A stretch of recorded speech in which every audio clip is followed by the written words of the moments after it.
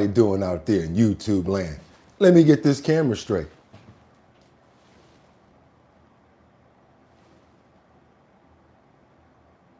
Uh-oh. Looks like we're ready for another one. Think that's it right there, right about there. I'm going to be settled for that right there. Hope everybody's having a fantastic morning. Trump, did Maxwell introduce Andrew to Meghan Markel? That's what we got going on this morning, plus much more. Hope everybody's having a fantastic morning. Let me know if you can hear me clear on the audio. Okay, over here we got, get those prayers in, all right? Let's go. Okay, y'all ready? Rebecca, Lanya, I'm sorry, Liberty and Justice. We got Casey in the building. I already see Nina. Okay, good morning, my baddie Lynn. How you doing, chiming in from Detroit? Jeffrey Spilker, thank you so much. Casey Ramos. We've got Mark Dorfman. Okay, who else we got up in here? Nina, okay. Luigi, good morning, fam. How you doing? Hope everybody's ready to go, because you know what I'm about to say. We got our audio back, and it's time to get busy. We're going to stack this deck with trending topics, current events, and much more. Y'all ready? I am. A little more. Let me just turn this audio up over here. We back, baby. Let's go. Feels so good. Come on. You know what I want to do. It's almost time. Oh, who else up in there this morning? Sound is on. Good morning, Lan Yen. Good morning, Sam. Good to see you, Miss Rebecca. Okay, I see everybody's good. Good morning, Bugatti. Thank you so much, Sam Champion. How you doing this morning, brother? Good to see you, Miss Rebecca. Liberty and Justice. Okay, Sam Champion. That's right. We see him up in here. And guess what time it is? I'm ready to go. And they're ready to go.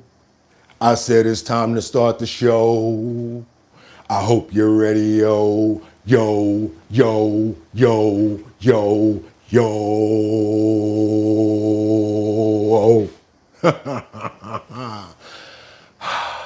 Let's get it. Wind it up. Wind it up. Wind it up. Wind it up. I know you need a little bit more. I know how you get down, so we're going to give you one more. Woosah. It's time, y'all. I know it's got to be 6 o'clock somewhere. Come on now. Stop playing. Come on. You can do it.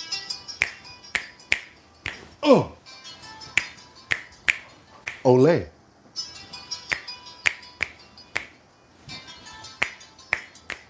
Don't play. Y'all know what we about to do right now, right? If y'all can hear me loud and clear, let's get the thumbs up. Let me know if the audio is good right now, because we about to get it in. All right? Y'all ready? We got to open up those pores. That's right, y'all. On my favorite day of the week, we got to open up those pores. We gotta open up those pores. And we gotta change the tempo a little bit, y'all. We gotta open up those pores.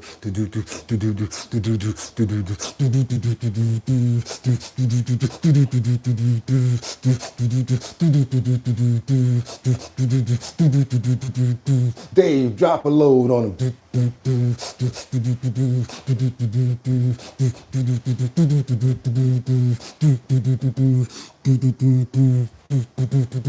OPP, how can I explain it? I take it frame by frame it to have you all jump and shout and saying it. O is for other, P is for people, that's that simple. The last P, well, that's not that simple. You down with OPP? Yeah, you know me. You down with OPP? Yeah, you know me. You down with OPP? Yeah, you know me. Who's down with OPP? This whole party.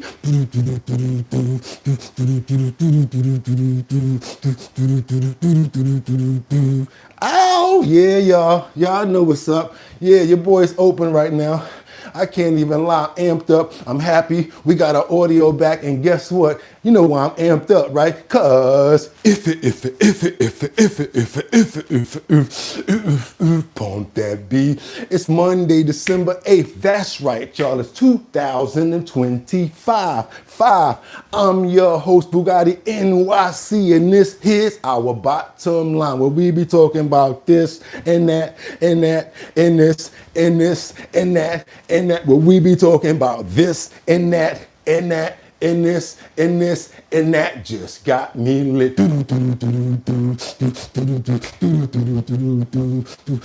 Y'all probably don't know nothing about that. Y'all probably don't know nothing about Naughty by Nature, Tretch, Vin, and OPP. What's good, everybody? Hope y'all guys having a fantastic morning. It's your boy Bugatti NYC, and like I always tell you, you could have went anywhere, but the fact of the matter that you came here to chill with me, I appreciate you. Let's get ready, you guys, because you know what we about to get into, right? Trending topics, current events, and a whole lot more. I can't wait. Hope everybody's having a fantastic morning, because guess what? You can already tell that I am. I want to see what's going on right now. Who we got up in here that we still got to put those mid-morning prayers in for? My brother Luigi. We got Liberty and Justice in the building. I see you, Turbo. Good morning. How you doing, Brian? Okay, who else we got over there? We got Lawrence. I see Jeffrey Spilker, my brother. God bless. How you doing? Mark Dorfman as well. Okay, Brian, Luigi.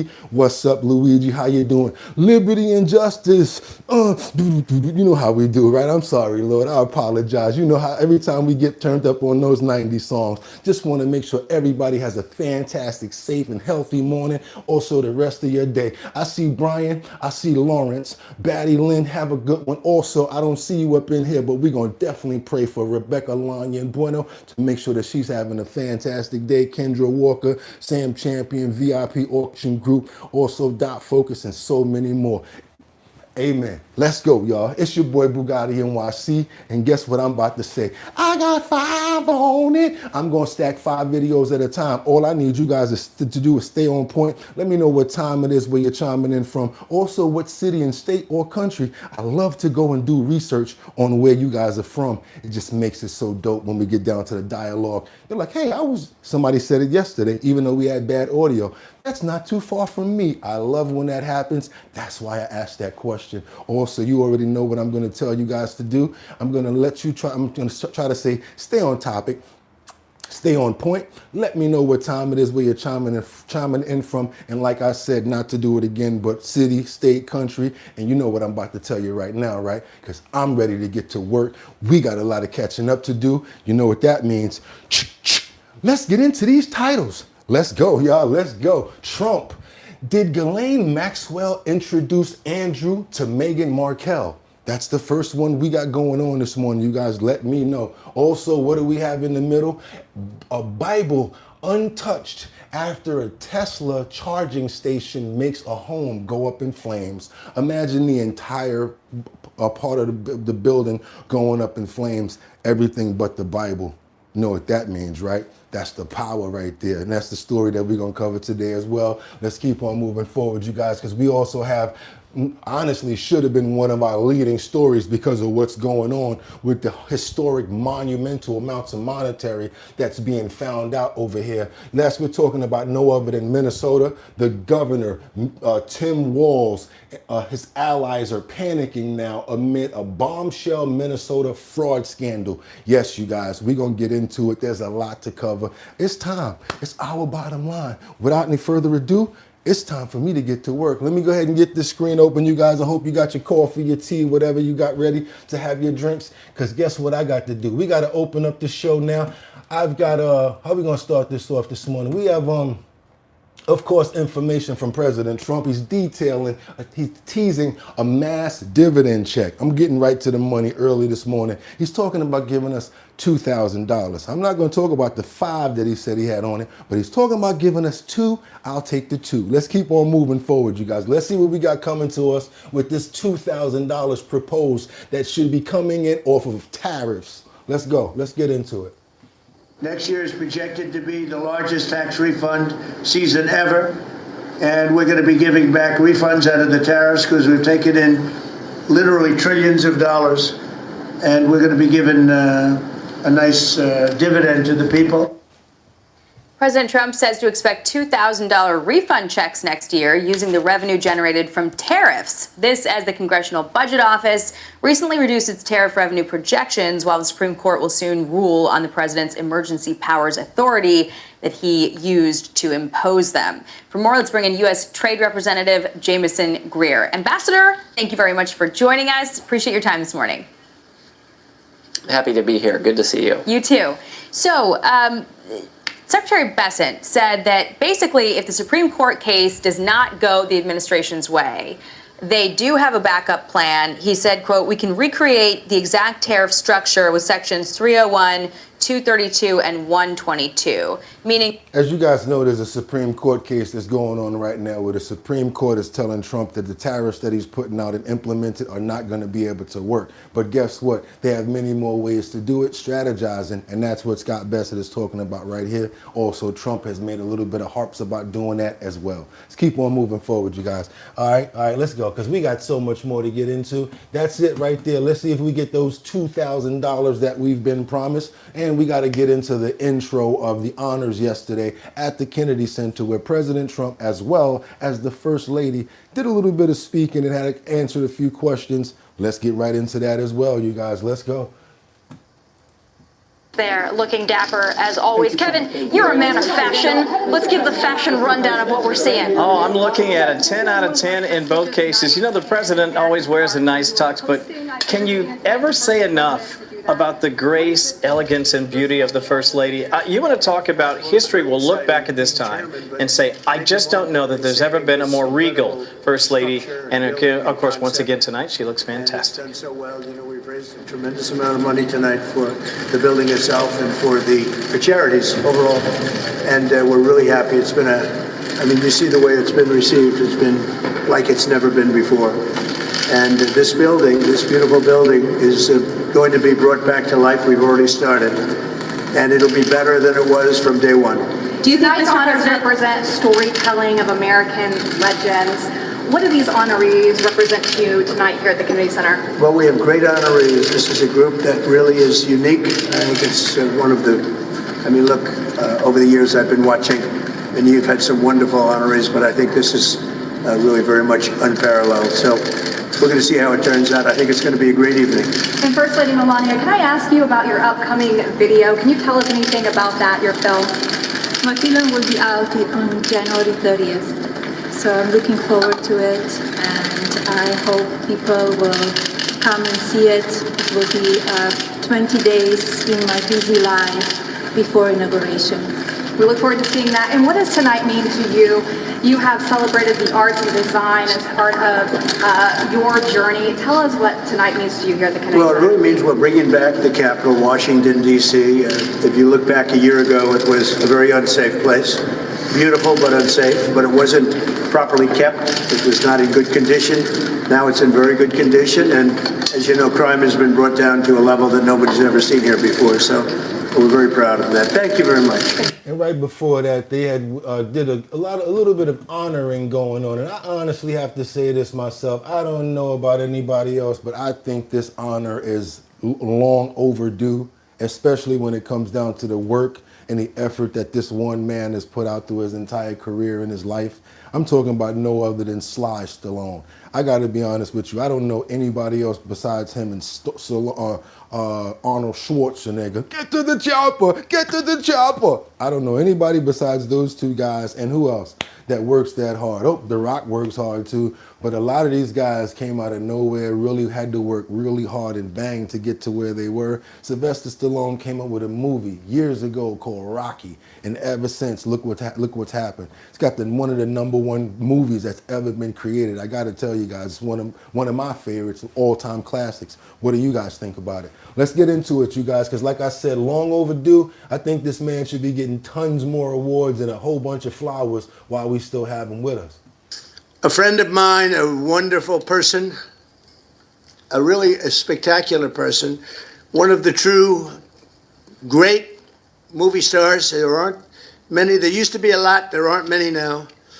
But he's one of the great legends and had some of the greatest movies ever, including the top grossing movies ever. Sylvester Sly Stallone. Sly. Thank you. Hey, Miss Swanza. Proud of you. This is great, Sly. It's an honor. Oh, thank you. Okay. Thank you, Mr. President. Thank you. Appreciate it. Should I Thank go you. over here? Yeah, sounds good. Thank you, Sly. Now, many other people got awards that day. Gloria Gaynor, Kiss, a whole bunch of other people. Just going to take a little bit more in. Let's keep on going. And the members of the incredible rock band Kiss, Paul Stanley, Gene Simmons, Peter Criss, and Ace Frehley, who now he's not here is right resting in peace, and his beautiful daughter is here to accept the award. Thank you very much. Thank you for being here. Thank you.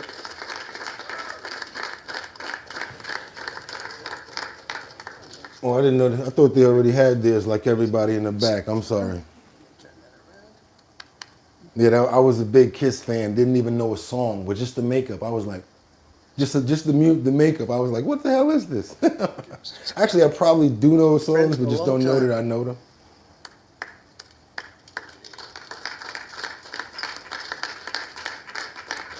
Okay, that's good. Thank you, Mr. President.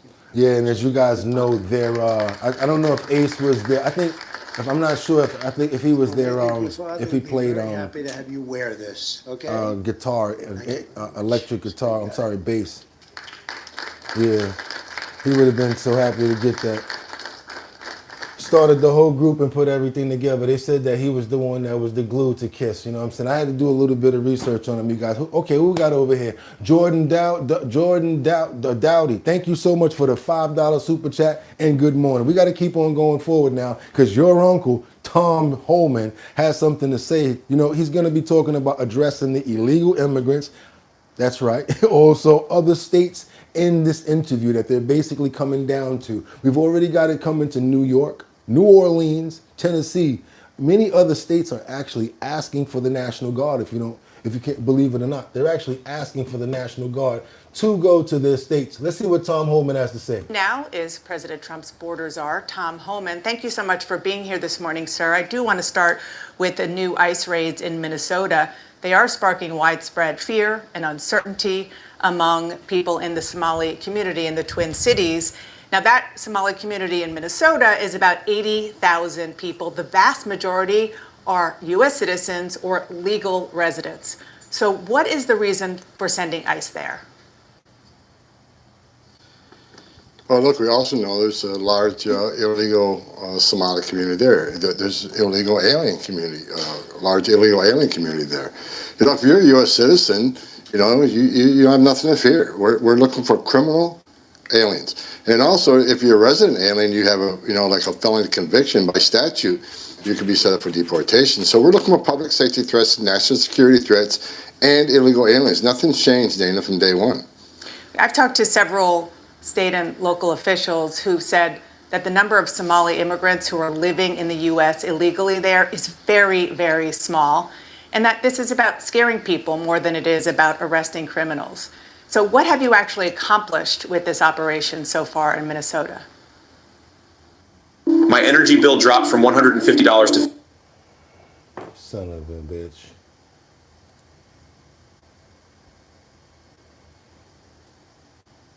Come on, let's go.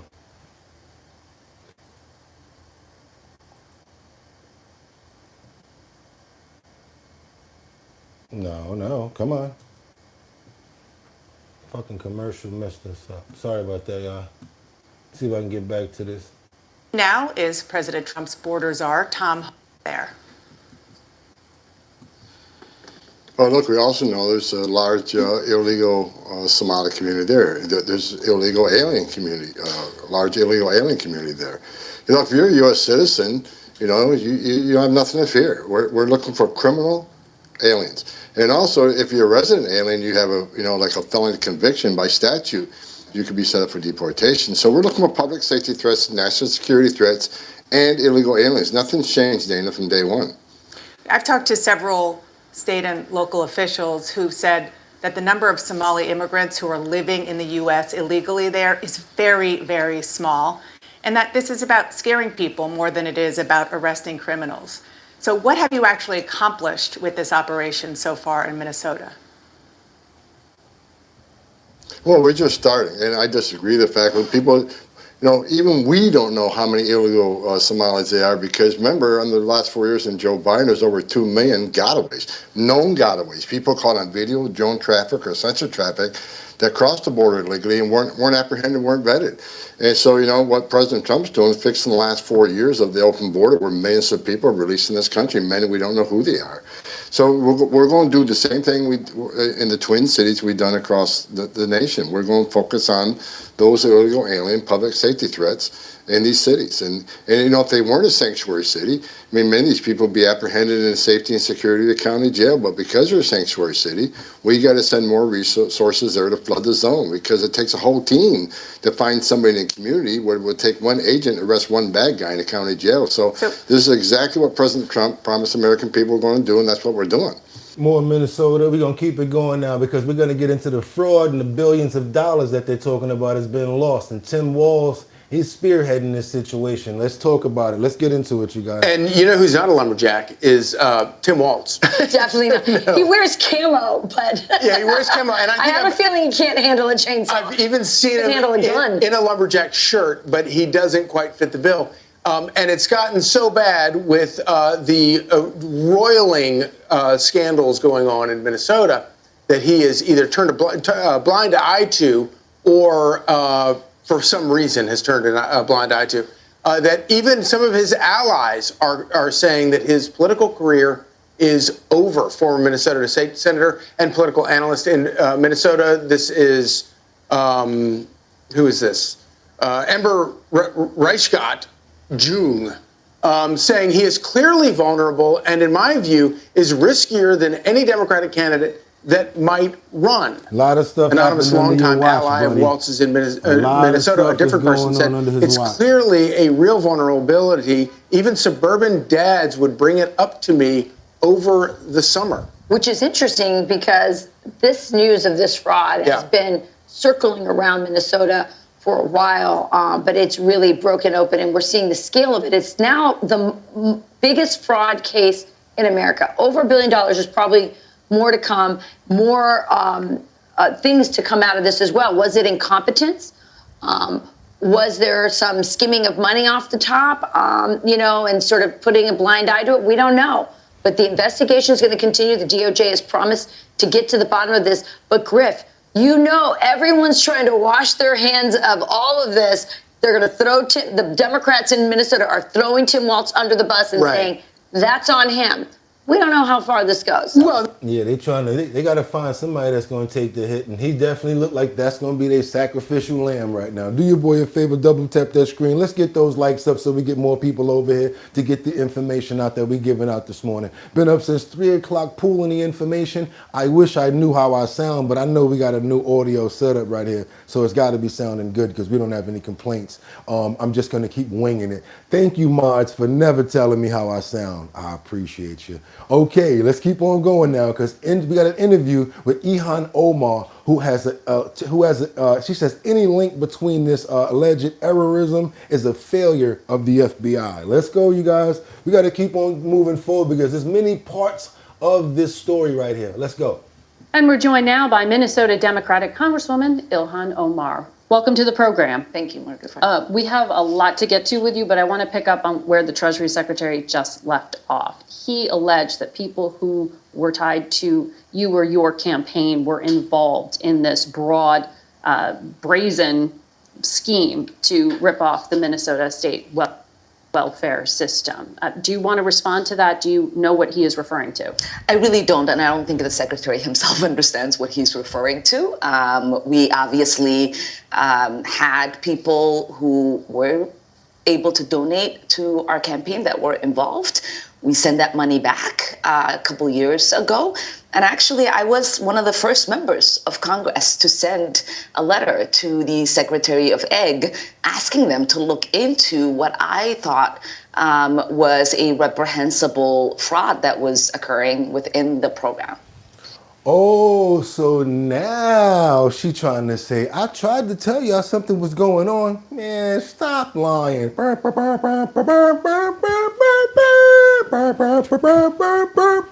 Stop lying. With your wrinkle easel, I can't be your lover. Don't even try it. Sit down, eat your slice of pizza and be quiet. Don't even come with that. Now all of a sudden she's trying to say, hey, I tried to tell you guys there was something going on. Yeah, okay. I just can't wait till we follow the money and see where it leads, y'all. Let's go. Let's keep going. So this was, just for our audience, the Biden-era Justice Department called it the largest COVID fraud scheme in the country. And this was pocketing COVID-era welfare funds, more than $1 billion in taxpayer money that was stolen. It was pretty shocking. Of the 87 people charged, all but 8 are of Somali descent. And that has added to the spotlight being put specifically on your community. Yeah, yeah. Why do you... Yeah, all but 8 were Somali. So they basically needed a couple of front people to do whatever so that they can get their thing together. I don't care. They already getting locked up for this stuff. Hell with allegedly. They know what they did. They skimmed off the top. They already talking on TikTok videos and on Instagram saying, why you black Americans angry about it? Y'all mad because we just got here and we make more money than y'all? Y'all always wonder why Somalis is making so much money and driving around in Mercedes-Benz and stuff like that. Well, just because we came over here and took control of y'all state and stuff like that. I'm not making that up. Go look at some of the comments and TikToks and different videos about this stuff. You guys would be surprised how they're actually owning their BS straight up and down and looking at us like we stupid. Yeah, okay. Let's keep on moving forward, you guys. Yeah. Do you think this fraud was allowed to get so widespread? Because there was money involved. Well, I want to say, this also has an impact. Look here, word salad lady. We already caught you with some word salad. We're tired of the word salad, all right? We're tired of your word salad. 33 past back here in California. Minnesota's Democratic leadership is facing mounting pressure to try and explain how a series of alleged fraud schemes cost taxpayers more than $1 billion. It's almost $2 billion. They just ain't saying it all. It's almost $2 billion that they stole. There is growing investigations into these cases by the day. Garrett Tenney has the latest from our bureau in the Midwest. Garrett, good morning to you. Yeah, Bill, good morning to you. We've been reporting all week how that $1 billion figure for how much was stolen could really be just the tip of the iceberg. Well, now we've learned that several of the whistleblowers involved in these cases believe the total amount by the time these investigations are complete could be closer to $8 billion. Prosecutors have described this as an industrial complex of fraud with dozens of businesses set up for the sole purpose of defrauding the state of Minnesota, and that a vast majority of the folks involved came from the Somali community. Governor Tim Walz says the state has now paused those government programs and brought in outside auditors to get a better idea of how far-reaching this fraud was to try to keep it from happening again. My goal is to make sure that those going forward have much better tools, much more safeguards around programs to be clear that improve people's lives, that help, whether it's children with autism, whether it's childcare, whether it's housing, whether it's food, nutrition. Well, how come at first you wasn't letting them in, you wasn't letting them investigate? Now all of a sudden, now I would love for them to come in and check and investigate. Man, meet me at this airport and get my bags. Y'all do me a favor and double tap that screen and get those likes up if you appreciate the content that we're showing you right now. More trending topics and much more coming on right now. Let's go to, and if I can make it there, I'll make it.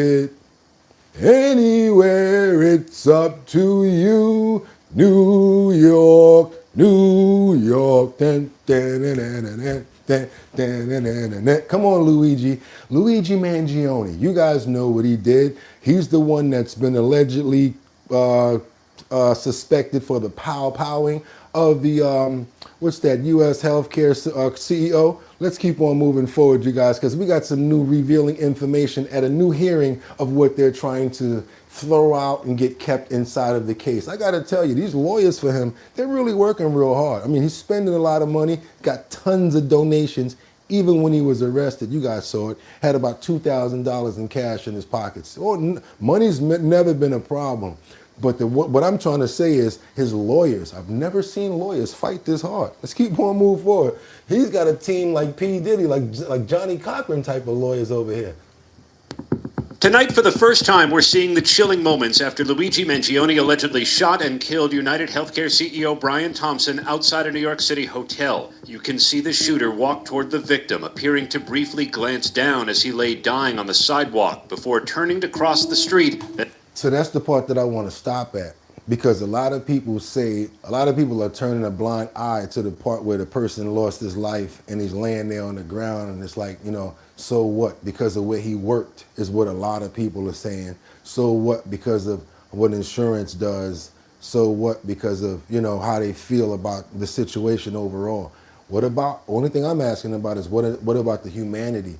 Are we gonna try to not, with all of this stuff that's going on with the, oh, you can't submit this, oh, you can't submit that. What sort of a bottom line are they trying to say? If this was the person that did this, should basically be able to stand for, it should be some justice served for this person. Because no matter what, this man deserves to have justice for him. And that's how I think about it. You guys can feel any way you want about it, because I understand how a lot of people feel about this story, Luigi and everything. But personally, I feel that it should go forward and he should do time for this, personally. Then starting to run, disappearing down an alley. This week, new evidence is being revealed in court as accused killer Luigi Mangione sits and watches. I have a customer here that some other customers were suspicious of, that he looks like the CEO shooter from New York. We're hearing the 911 call from a manager at a McDonald's in Altoona, Pennsylvania, saying the suspected murderer of United Healthcare CEO Brian Thompson may be in the restaurant.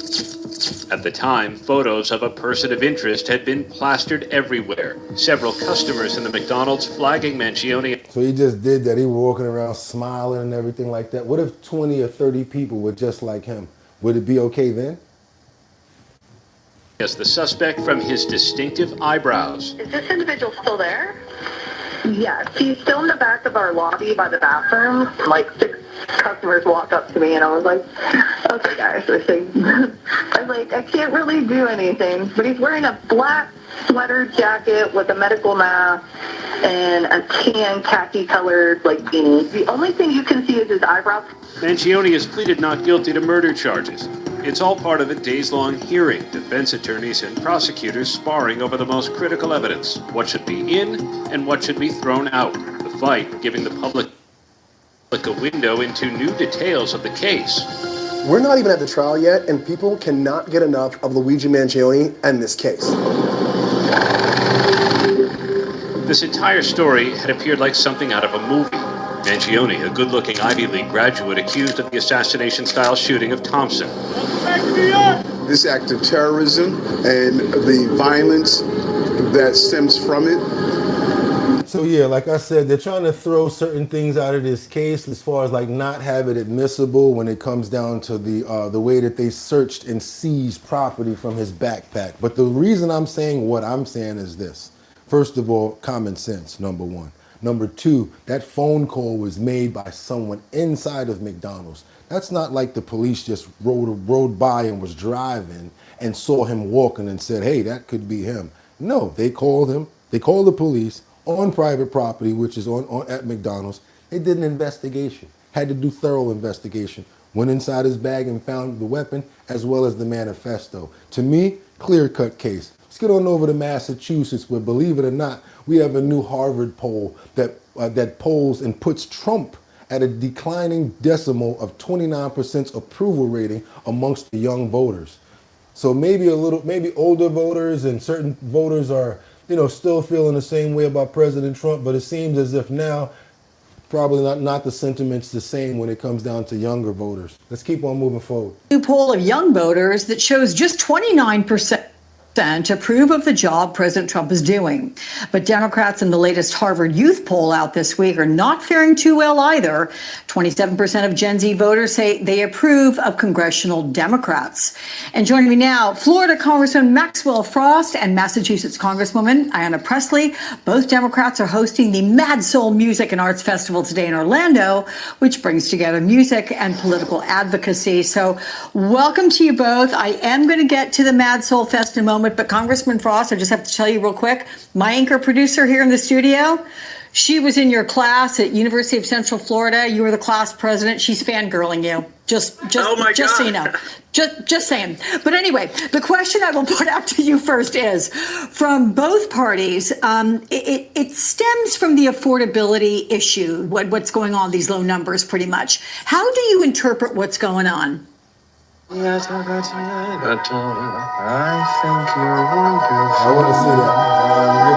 Give them a little bit of time to talk. Your mobile bill in We're going to give them some time to talk. I want to hear it. next year with Xfinity Mobile.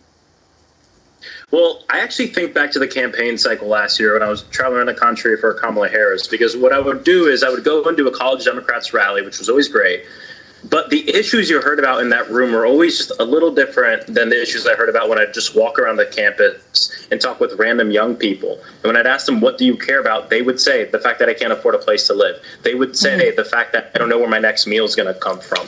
And in fact, here in my district, I started one of my satellite offices at the campus of the University of Central Florida. I thought people would want mainly help on student loan debt and things like that, which is one of our top 3 issues.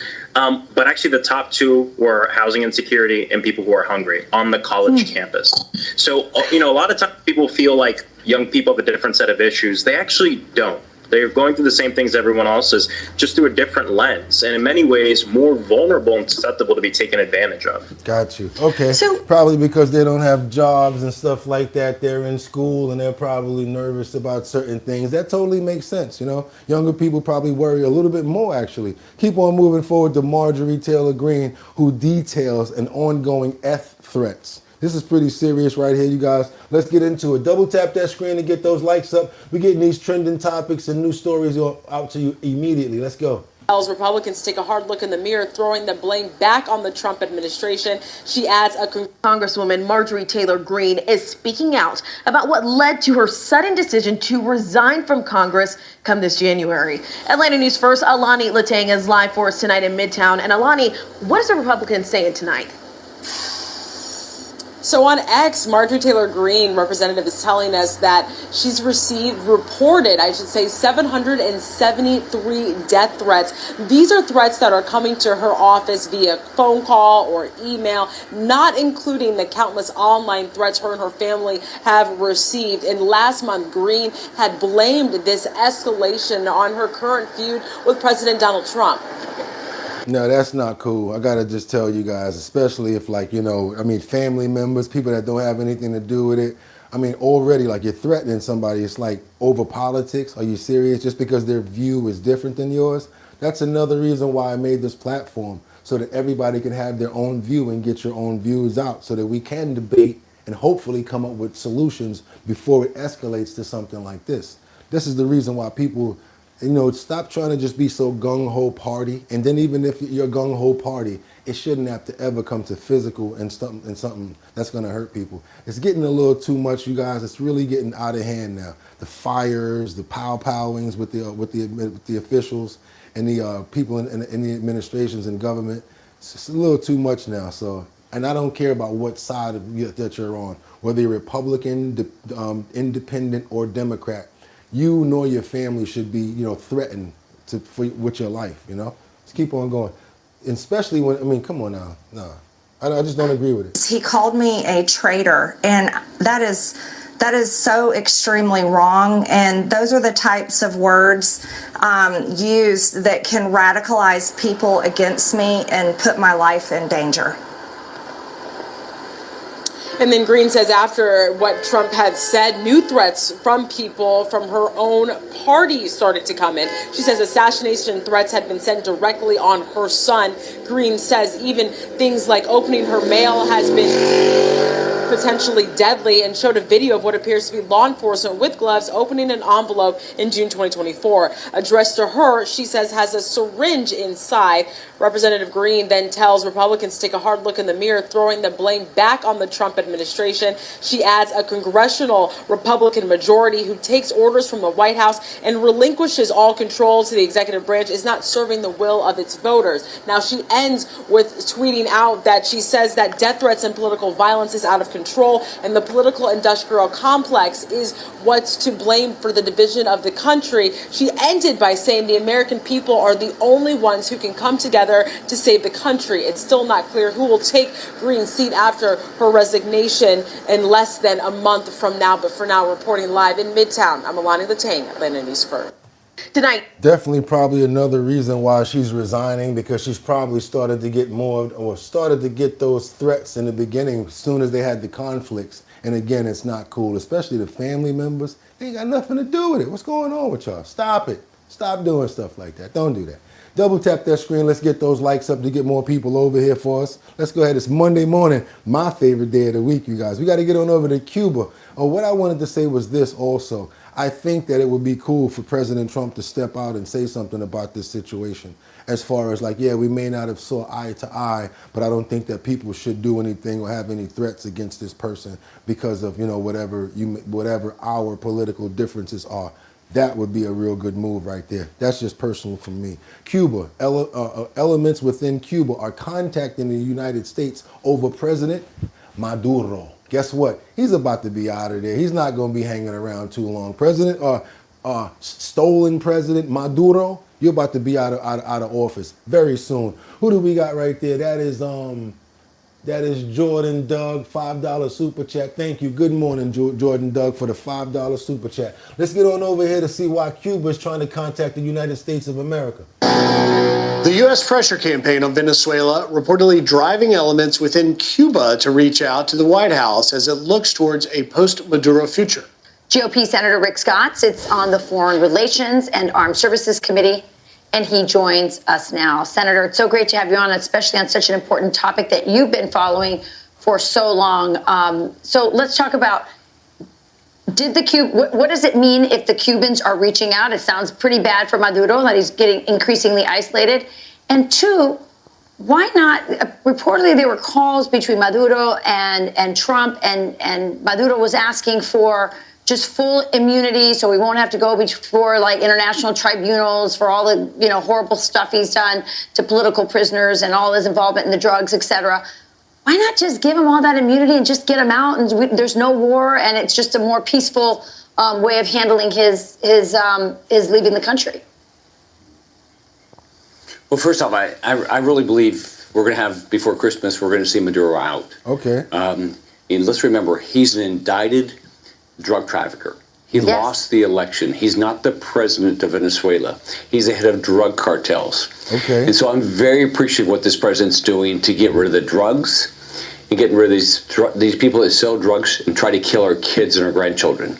So, look, whether he gets arrested and put in prison the rest of his life like Noriega from Panama, or whether he goes to Turkey or Russia or China, I don't really care. All I care is that we get back to no more drugs. Armando Gonzalez got elected. He's the rightful leader of Venezuela. Let's get back to the democracy and the freedom and the opportunities that Venezuela has. It's a rich country with wonderful people. They have every reason to have hope for the future, but it's going to have to be by getting rid of Maduro. Right, but if he doesn't get a deal, he'll take. If you don't get a deal, he's going to take. Oh, say that again, Rachel? If he doesn't get a deal, if there's no deal that he will take, it can get more difficult, this exit, right? And don't you want to avoid... He's leaving. I mean, it's just a matter of time. If he doesn't leave, he'll be arrested. He's leaving on that midnight train to Russia. He's trying to get up out of there. Long story short, y'all, he wants to try to get immunity for all of the terrible things that he's done while he was over there. Doesn't that make sense? Because he's like, yeah, y'all just let me go. Next thing you know, and now I'm in trouble. So he's trying to do a little bit of negotiating right now. And like he said, they don't care what he do. Real talk. Just get up out of here. Just leave. This is going to happen. I don't know why in his case, if he goes to Russia, he doesn't need immunity. First off, what he's done. I was in Cucuta a few years ago, the Colombian border. What he's done to the children of Venezuela, where they haven't had medicine and drugs. What he's done to the families, people had to flee. The people he's put in prison and tortured. There's no reason this guy gets immunity. If he wants to leave, go to China, go to Russia, go to Turkey, and live out the rest of his life. There you go. I think I agree with him. We're giving you no immunity for some stuff that you done did. Just kick a rock for a block. Keep it moving, you guys. Let's go on over because Quayles, he gets into a spat over his daughter's letter to Trump. Yes, I mean, imagine this. You know, something happens to you where you make a mistake and all of a sudden you get and your family members write a letter to the president. Does that mean that they're lobbying for you? Quayles didn't take this in a good way when I think that was Katie. I forgot her name when she started saying that his daughters was Caitlin Collins. When she started saying that his daughters was lobbying to get him out of jail. Oh, he ain't like that at all. He started going off. Y'all watch this. Do your boy a favor, double tap that screen to get those likes up. Let's get into it, y'all. Let's go. This one is funny. I want to ask you about this pardon though, because you said you were completely surprised when the pardon came down from President Trump. He did include a letter from your two daughters in November who basically appealed to the president by saying when he went through prosecution and he was facing his challenges, they said, we understood that pain in a very human way. Did you know that your daughters were lobbying the president and asking for him to take this action and take this step? Come on. Kayla, without due respect, look, don't call it lobbying by my daughters. Please use another word, please. Look, I know my daughters, you know, they love, can I finish, please? And look, if you get to ask a question, just give me the courtesy of finishing. I'd love to come back on your show, but you gotta just give the courtesy, Caitlin. I love your show, but you gotta give me the courtesy. Don't say lobbying. My daughters love their mom and dad. My two daughters, beautiful young daddy, smart daughters, intelligent young women, just like you. They saw mom and dad go through a very difficult time, and they wrote the letters on their own for mom and dad. So I know they wrote the letters. I know that. But, you know, when I found out, I was surprised. I was walking from one meeting to another meeting, and a reporter asked me what I thought about the pardon. I thought they were talking about the pardon of the president of Honduras, because I had just talked to somebody about that. But they said, no, it was your pardon, and that's how I found out. But again, please do not use lobbying by my daughters. Well, I was saying that they were appealing to the president for this action to happen. That's what I interjected there. But did you have any conversations with anyone on the president's team or in his orbit about taking this action? No, I have not talked to the president about the pardon. I will be, I'll tell you, I will be at the White House Christmas party like I am. You know, I go to every president's Christmas party. I think it's next week, and I intend to thank him personally, thank the president for the pardon for my wife and I. And again, I don't wish this on anybody. The Department of Justice is called the Department of Justice. They should seek justice, and they should not be seeking trophies. I want to ask you about this pardon though. Guys, what do y'all think about that? What do y'all think? Do y'all believe Quayla? Do y'all actually think that, you know, he's innocent and they were just, you know, going too far? He did say that he got some people to look into it before they took the money. Let's keep on moving forward, you guys, to Charlotte. We got to get on over to North Carolina. We got a suspect in Charlotte on that light rail situation. Another thing happened on this Charlotte light rail situation, you guys. Certain words I can't say. I have to let them say it because of those words. Let's go. An illegal migrant that had been deported twice before is now facing charges after allegedly stabbing a man on the Charlotte light rail system. It's the exact same rail where police say a career criminal stabbed a Ukrainian refugee to death back in August. Chanley Painter joins us now with those details. Chanley? Hey, good morning. So police say the suspect allegedly broke into a railroad car while intoxicated before stabbing the victim. 33-year-old Oscar Soloranzo of Honduras was arrested and will be in court tomorrow. DHS confirming the suspect is a twice deported illegal migrant with a lengthy criminal history in the United States. He was deported by the Trump administration in 2018 and re-entered illegally during the Biden administration in 2021. Then he was deported a second time by the Biden administration and then re-entered illegally again. He also... They should have did the Bronx Tale to him. They should have did the Bronx Tale. You know what? How about this? Now you can't leave. What do you mean? Life. Give you that L on the back. Go sit down for a while till you get gray. make it hard for you. By the time you trying to get up out of here, you be walking like this. Yeah. Should have had him already had the L on the back or whatever he had. You want to keep on coming back? Remember Sonny in Bronx Tale? He said, now you can't leave. That's how you got to deal with people like that. That deporting back and forth, all they're going to do is make another boat and come on back. That's all they're going to do. So now when they get back, oh, you want to keep on coming back? No problem. Come on. Wait a minute. No, papi. Bang acá. I got something for you. Bang. Now you can't get out. That's what they need to do to these fools. Also has a prior conviction for robbery in the U.S. and prior arrest for aggravated battery with a deadly weapon, resisting arrest, and false ID. He is now charged with attempted murder for the stabbing, among many other charges, after allegedly breaking into that light rail train while intoxicated, while carrying a large fixed-blade knife, where he then challenged the victim to fight before attacking him with that knife. This stabbing attack is all happening on the same rail line where 23-year-old Ukrainian refugee Irina Zarutska was stabbed to death just months ago by a suspected career criminal. Well, President Donald Trump reacted on Truth Social saying this, quote, "Another stabbing by an illegal migrant in Charlotte, North Carolina. What's going on in Charlotte? Democrats are destroying it like everything else, piece by piece."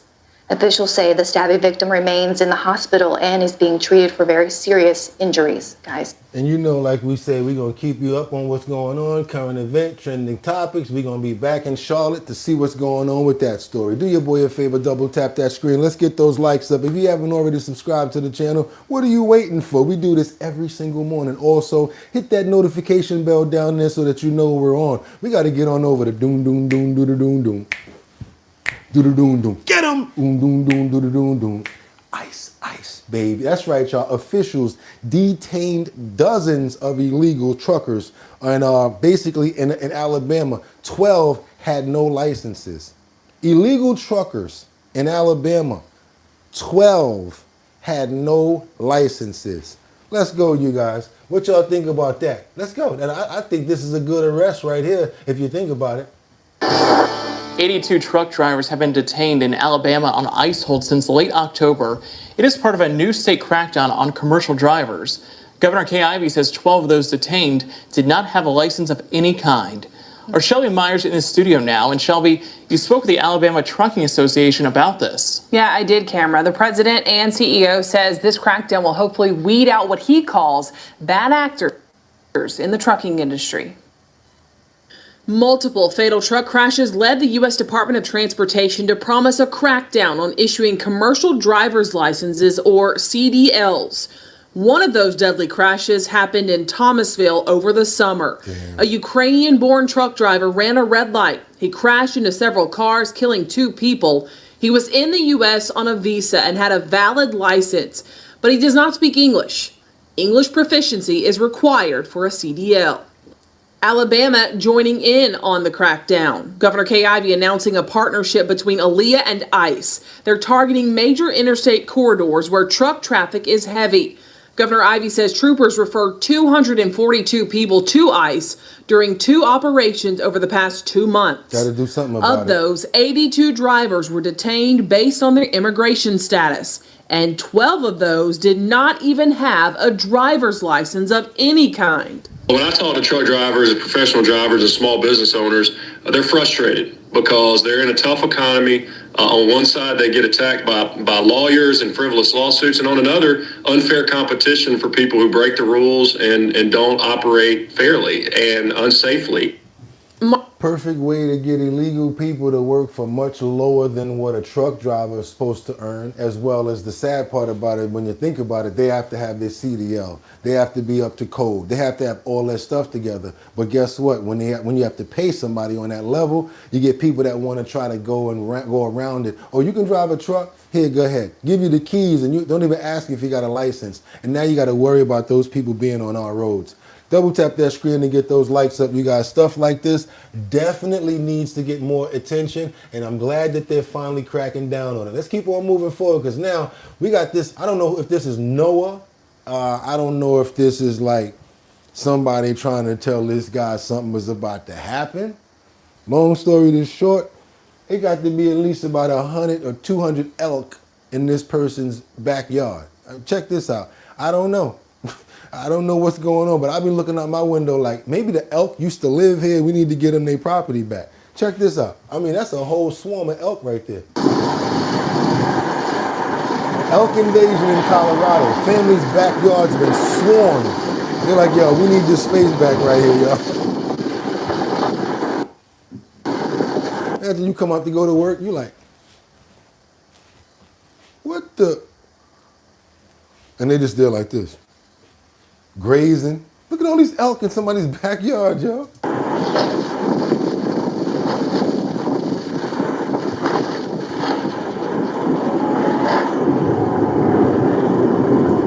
Yeah, they can have the crib. They can have the whole house. There's no way to run them off. I mean, what's that? Don't nobody hunt elk? Or maybe they do, but I know one thing, I'm not messing with it. That to me would be a sign. Get the hell out of here. And y'all know, yeah, it's time. Let's go. I know what y'all waiting for. Let's get into some Epstein information. We got to get into it. It's time to go. Piers Morgan basically dropped some explosive recordings of Prince Andrew in a secret affair. Let's get into our titles now, y'all. Let's go. Let's get into these titles. Let's get into it, y'all. Let's go. Y'all gonna love this one. Another lie. And by the way, Meghan, if you don't like me calling you a liar, just sue me and we'll go through all this in court. You may already know that Meghan Markle has denied the explosive rumor about her so-called yacht girl photo with Prince Andrew. But have you seen the shocking receipts Piers Morgan just dropped? According to a close insider, the controversial photo was merely the opening bait. In his latest podcast episode, Piers unveiled a series of archived documents showing that Meghan and Andrew's first meeting was anything but accidental, as she once claimed. On the contrary, that encounter was meticulously arranged by Ghislaine Maxwell herself after a mysterious casting session in Chicago in 2002. Yeah, so she's behind this too. Ghislaine Maxwell is the oil behind this hookup. Let's go. And he didn't stop there. Piers also released evidence of indulgent European trips involving Andrew and Meghan during the period she was supposedly studying abroad in Madrid. But the biggest shock came from the testimony of a witness once tied to Epstein's network, who insisted she had tried to warn Meghan about Andrew back in 2002, but were ignored. Meghan Markle is the most psychotic woman with the most calculating mind I've ever seen. And if this is only the part they're willing to make public, then just how earth-shattering is the material Piers is still holding back? The answer lies just ahead. January 2025, one single photo detonates across the internet, powerful enough to shake both the entertainment world and the royal family to their cores. In the picture, Meghan Markle, Duchess of Sussex, standing on the deck of a blindingly luxurious superyacht sparkling under the Caribbean sun. Right beside her, none other than her husband's own uncle, Prince Andrew. That's why we say sloppy seconds. Like, come on, Harry, you knew about this, and maybe this is also the reason why the Queen, and nobody ever really accepted Meghan, because they knew that you was a jump off. Only one that was okay was Harry. That's like when that guy, I know some of you guys are probably gonna be mad at me right now, but this has probably happened one time. Somewhere in some strange far off land. There was this one girl that was okay with it. You know, the whole basketball team or whatever like that. And then there's this one basketball player that's like, hey guys, you gotta treat her nice. She's my girlfriend now. Could that be what Harry is to this situation? Let's keep on moving forward, you guys. Wearing that sinister little smirk, standing so close it makes your stomach turn. His hand seems to rest ever so lightly on her lower back, a gesture far too intimate, far too suspicious. Within hours, Twitter, now X, is completely flooded with the hashtag #IMeghanYachtGirl, resurrecting all the ancient whispers about her past as a yacht girl, those gorgeous young women invited onto billionaires' boats to entertain. Reddit forums erupt with tens of thousands of comments, ranging from vicious takedowns to completely unhinged conspiracy theories. It's not a conspiracy technically, if more than, I mean, a lot of people are saying the same thing, but you got people like Ghislaine Maxwell. You think about it, she's like, you know what? I'm already locked up and they ain't letting me out. So guess what? She's starting to spill the beans. Ghislaine Maxwell reveals the true story of a yacht girl, 3 days with a prince. Let's keep on going forward, you guys. Let's double tap that screen and get those likes up. Let's go.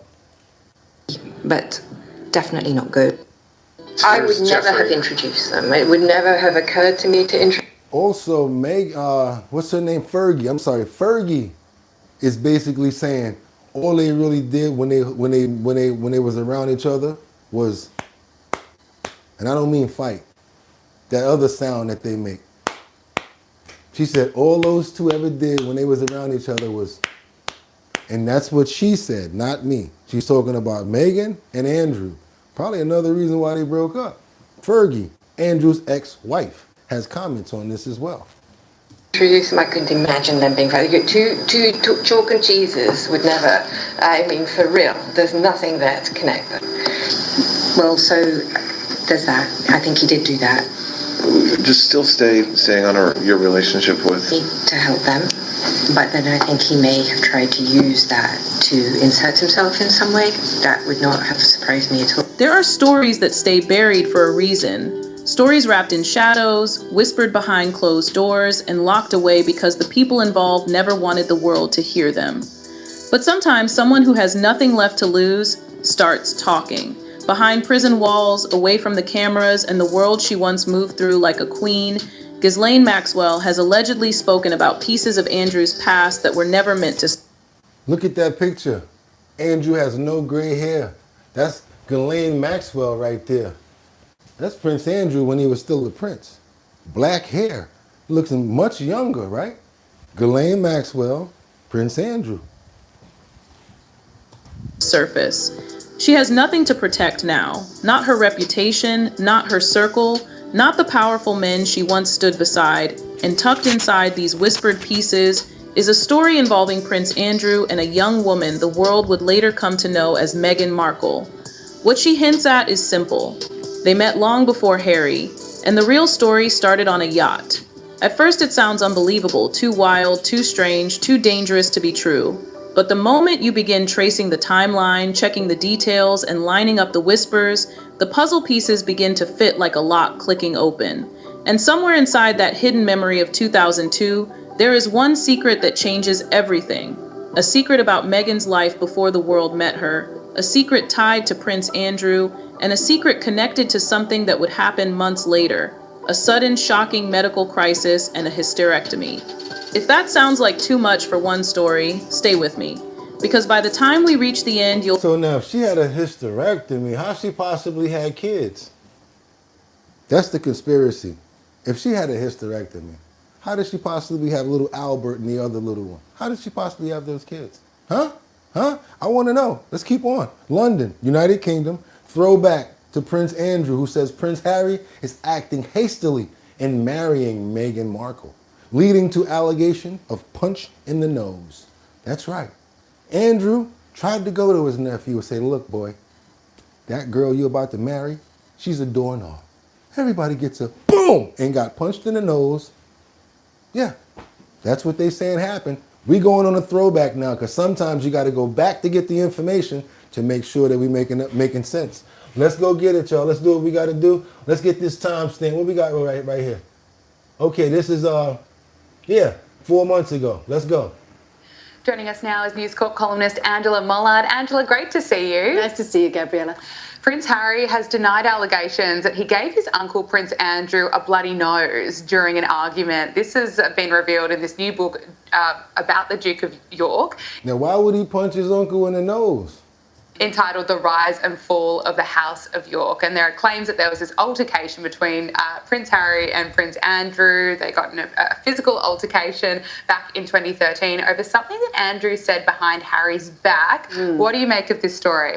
Look, it's really interesting because in Spare we know that Harry and William had a punch-up. So it's not within the realms of possibility that Harry had a punch-up with Andrew. And the notion that the two most problematic members of the royal family could be, way back then in 2013 could have been in this row. What would it be over? Look, there's also the claim in the book, Entitled is the name of it, which is a very interesting title for a book about Prince Andrew and his erstwhile wife. There's also the claim that Andrew warned Harry that he hadn't done his due diligence on Meghan Markle and that it acted hastily in marrying her. I'm not sure about that, because in Spare, there's a story about Harry and Meghan first meeting the Queen at Royal Lodge where Andrew and his wife Fergie live. There's a lot of detail about Fergie teaching Meghan to curtsy and that sort of thing. I think Andrew and Fergie, who are always seeking kind of dominance or sort of recognition within the royal family, would have loved the fact that the heir to the throne would have brought his new girlfriend first to meet the Queen at their house. I just don't buy that level of whether the argument. And also, like I said, back to the children. Now the royal family is actually investigating that situation because they want to know. Could Meghan Markle be asked to testify in Prince Andrew's current legal? I'm sorry, Andrew. They said that there was going to be a, what's this right here? What we got here? I got to fix that. Sorry about that. 3 years ago, this is when Ghislaine Maxwell, Prince Andrew, Prince Andrew, I think he was possibly going to be brought up on charges. And they're saying that Meghan was possibly going to be giving up information as far as like history. You know what? Let me let them tell it. Let me let them tell it so they can get it right. But this is a 3-year-old clip. And like I said, sometimes you got to go back to get the information. Legal case? David Boies, the lawyer for Virginia Roberts Giuffre in her current civil case against the royal, told the Daily Beast that the Duchess of Sussex could be called on to testify if the case ends up going to trial. 1, she is in the US, so we have jurisdiction over her. 2, she is somebody who obviously, at least for a period of time, was a close associate of Prince Andrew, and hence is in a position to perhaps have seen what he did, and perhaps if not to have seen what he did, to have heard people talk about it. Because of her past association with him, she may very well have important knowledge, and will certainly have some knowledge. 3, she is somebody who we can count on to tell the truth. She checks all 3 boxes, he told the publication on Tuesday. Earlier this month, Prince Andrew's team filed a motion to dismiss the case, which was filed under New York's Child Victims Act. Boies told the Daily Beast that if the motion to dismiss is declined, Prince Andrew and his ex-wife Sarah Ferguson could also potentially be deposed. Prince Andrew was served with a lawsuit brought on by Jeffrey Epstein accuser Virginia Roberts Giuffre back in August, according to court documents previously obtained by Access Hollywood. Giuffre has long claimed that the late convicted sex offender Jeffrey Epstein trafficked her to Prince Andrew when she was a minor, and that she was forced to have sex with the Duke of York on 3 separate occasions. The complaint revealed that the damage done by the alleged abuse has been, quote, severe and lasting. Prince Andrew has long denied Giuffre's allegations and has maintained that they have never even met. We know a lot of difference that after that, we know a lot different from what his claims were then. Ever since then, he's already paid, $6 million to settle that account. Also, he never got brought up on those charges, it seems like, luckily.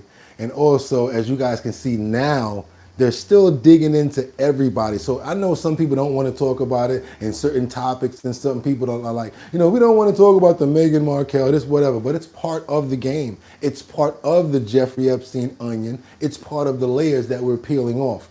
Just so happens to be, that's part of that layer. There's a whole lot of stuff that had to be unpacked under there as far as the claims. Are those actually her children? Did she have a surrogate? They're trying to look into all of this stuff because technically, if there's a surrogate, those kids aren't really heirs to the throne, not under her. Because she's not even, whoever the surrogate is, it's not married to the prince, who is Harry. And if she had a hysterectomy, how are you possibly going to have kids? Keep on moving forward, you guys, because doom, doom, doom, doom, doom, doom. I need you guys to let me know. Is this true or is it AI? Let me know if you guys think this next story is a real story or AI. I can't figure it out. ICE agents detain a nurse on her way to work without even checking her ID. It doesn't even look real to me, so I'm going to need some help on this one. I said I was going to do that anyway. Let's keep on moving forward, you guys. Let's go. Sir, I've shown you everything you asked for. My badge, my ID, even my work app. I'm supposed to clock in at 12. Please, I don't understand why I'm still sitting here. You need to relax and stop raising your voice. We're verifying your details. Until then, stay seated. I'm just scared. I've never been pulled over like this. What exactly did I do wrong? You were flagged. That's enough reason for us to check things further. Flagged for what? I wasn't speeding. I wasn't doing anything wrong. I was literally driving to work. She fits the description they gave. What description? I'm wearing scrubs. How do I possibly fit any Stop description? interrupting. Every time we speak, you cut in. That isn't helping your situation. I'm interrupting because you're not explaining anything. You barely... Don't twist my words. Just do what you're told. I'm sitting here doing everything you said. Why can't I call my supervisor? They can confirm everything in seconds. No calls until we finish. We don't need anyone This feels interfering. personal. The morning of... So what do you guys think? Do you think this is a real story, or you think that's a definite AI video with an AI video with the police? I think it's AI. Sounds scripted for some reason. Not true. Never. Bronco, good morning. Why is it going so fast? Exactly. But notice how it would have caught some of us where we actually believe in it. Got to keep on moving forward, you guys, and it's a good catch. Thank you for letting me know. California, suspect holding baby. Pow, pow. He's no longer alive. Can you believe this fool was holding on to the baby and he had a pistol in one hand and the baby in the other, actually trying to use the baby as a human shield? This dude probably got what he deserved. I know you guys probably not going to agree with me on that because a lot of people don't. But honestly, you're holding the baby as a hostage? Yeah. Let's keep on moving forward over to LA, y'all. Let's go. Also this morning, sheriff's deputies fatally shoot a suspect who was holding a gun in one hand and a toddler in the other in Paramount, using that toddler as an apparent shield. All right, I think we got our signal fixed here, and Mario is live with the details on that. Mario. Yeah, that's right, Bob and Jen. We've got some new details about that child, a 2-year-old boy. He is safe this morning with the mother. And as for the suspect, well, he was shot and later died at the hospital. It all played out here at this home on Alhambra Avenue. And you can see part of a respirator here on the ground where the suspect was treated, a pool of blood. We're not showing it to you, but just in front of that vehicle parked out front. Let's go to the aerials here, showing you the scene and the response here. A huge response from above that really triggered all of this. It started around 9:30 last night. The man deputies opened fire on was loaded into an ambulance and rushed to a hospital. He was hit by gunfire, later died at the hospital, and a car left in the middle of the street. Door open marks part of the active crime scene as investigators are working to figure out how all this unfolded. Now, that baby found safe and unharmed. Neighbors tell us the suspect was holding a gun in one hand and the child in the other as officers were shouting at him, even using the baby as a shield at one point. Deputies spent the night searching that vehicle and the area around the home after responding to initial reports of a person with a gun. That mother left with the 2-year-old boy after the suspect was transported. The street stayed shut down overnight as homicide detectives took over, which happens after any deputy-involved shooting in Los Angeles County. Now, we're going to keep on finding out. We're going to get more information on this, but I'm sure there's going to be something else tomorrow or the day after. We're going to keep on with our follow-ups, you guys. But this is another sad story that I hate to bring to you guys, especially when it comes down to developing tonight.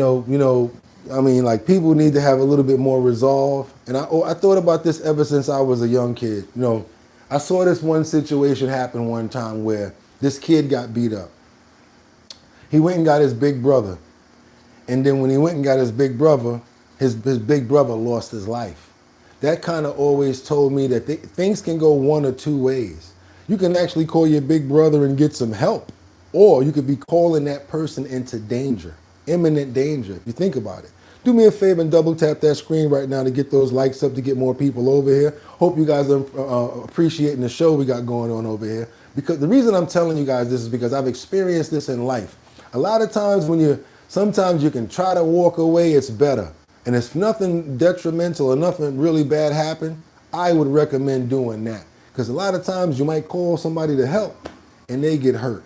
Sad situation where we got this Metro Atlanta father who lost his life in a Bojangles parking lot. Now, like I said, this could have been a situation where his daughter called up there, like, my dad's coming up here, and the manager felt threatened. Didn't even let the father out of the car to go over to the Bojangles. Actually got out the car, but powed the father. And the sad part about it is now the man is no longer alive, and the person has been arrested. Let's keep on moving forward, you guys. Palmetto police have now identified the Bojangles employee accused of opening fire and killing a man in the parking lot. His name is Maurice Evans of Forest Park. So Evans is now charged with murder after a shooting this afternoon at the restaurant on Roosevelt Highway. 11 Alive's Galat Malame spoke with the victim's family about what led up to this shooting. Police say this shooting began with an altercation, and relatives I spoke to say that man was coming here just to try and help his daughter. This is a sad situation, just sad. So I just hope justice be served. Family mourning the loss of Dominique Goodman. They say he was shot and killed in this Bojangles parking lot Sunday afternoon. His relative, Marlene Lately, rushed to the restaurant on Roosevelt Highway. My son called me and I didn't hesitate, jumped up and got ready and came out here. She says Goodman came to the restaurant because his teenage daughter, who works there, called him asking for help. I guess her and the manager might have got into it or something like that. So she called her dad, which any child would do. And the dad came up there to see about his daughter. Lately says when Goodman arrived, the manager was waiting for him in the parking lot. Now he's laying there on the ground and his family seeing him. You know, it's sad. That's sad. Palmetto police say they believe a Bojangles employee fired the shots and is now in custody. Officers responded to the shooting around 1:15 p.m., blocking off the area for more than 4 hours. A representative for Bojangles tells 11 Alive News its hearts go out to the victim and all those impacted. Writing in part, the safety of our guests and team members is always our top priority. The franchisee is fully cooperating with local law enforcement as they conduct their investigation. Lately, pleading for an end to the violence. I'm just telling everybody, put down these guns, start thinking. That now has her family planning a funeral this holiday season. It's terrible. I mean, because here come Christmas, they wait, you know, he probably got everything ready for him. And now you got to spend the holidays without your dad and their cousin and brothers. This is an ongoing investigation, and police are asking any witnesses to reach out to them. In Palmetto, Ghislaine Maxwell, 11 Alive News. Terrible situation right there. Tragic, man. That's bad right there. Sad for the family as well as the man that lost his life in that tragic event, you guys. We're going to pray for him, his soul laid to rest in peace, as well as the daughter now who has lost her father, the friends and the family, all of the people that he probably had looking up to him and depending on him. We're going to ask, try to give them strength as well as energy and resolve to get through this terrible time. Amen. Got to keep on moving forward, you guys. Let's keep on going. I hate to do that on this time of the show, but hey, it's a real story, and it didn't get that many views, like 1,300. And I think that it deserved much more than that, so we brought it to our platform. Let's get on over to Florida, where we got a hero cop who does one of the things that we love to see on the reverse of what we just saw. Let's go ahead and get our spirits lifted up a little bit, you guys. We got a situation over here where a hero cop brings a dog back to life after saving it from a house fire. Let's go, you guys. And this man, right, I don't know if this is the cop or the actual ambulance driver. I think it was the actual ambulance worker, because he went back to the ambulance to get something. Maybe I'm wrong, but either or, they were really good and swift in really bringing this dog back to life. Go ahead and try to zoom in a little bit so I can get as much as you can on this. So let's go. And yes, warning, distressing content in the beginning. You're like, so now the dog is in the cage. It was in the house inside of a cage. That's why I don't never put my dog inside no cage, number one. So it was in the house while a fire happened. So now he's talking to the dog through the cage, trying to get him to wake up. Like, come on, pup. Come on, pup. Papa. They bring him outside.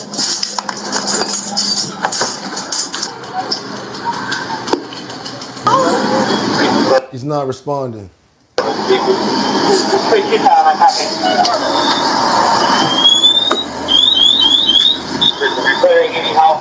This one, right?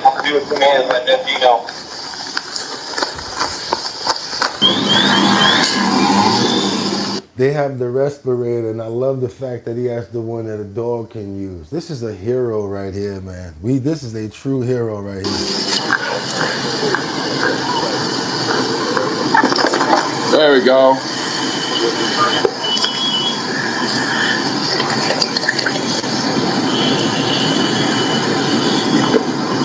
There we go. Good job. Come on.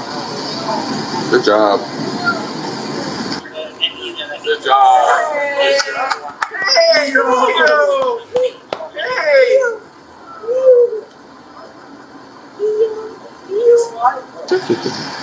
Thank you, sir. You were about to run in there to yourself.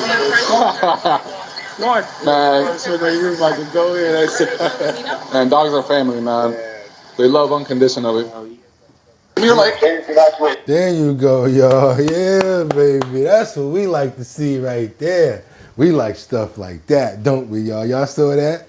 And you know what we're going to do? We're going to pray and thank God. We don't always pray for the negative over here. We pray for the good and for that story right there. Thank you, God, for helping the baby out and for helping the ambulance get there, and for that being a great story and a great ending. Amen. We always pray for bad, but we pray for good too. Now we got to give a balance over here. Don't always be begging. We ain't going to always be begging. You know what I'm saying? We're going to show some love too. We got to show acknowledgement, even to him too. That's right. Keep on moving forward, you guys. We got 50 Cent who's speaking on.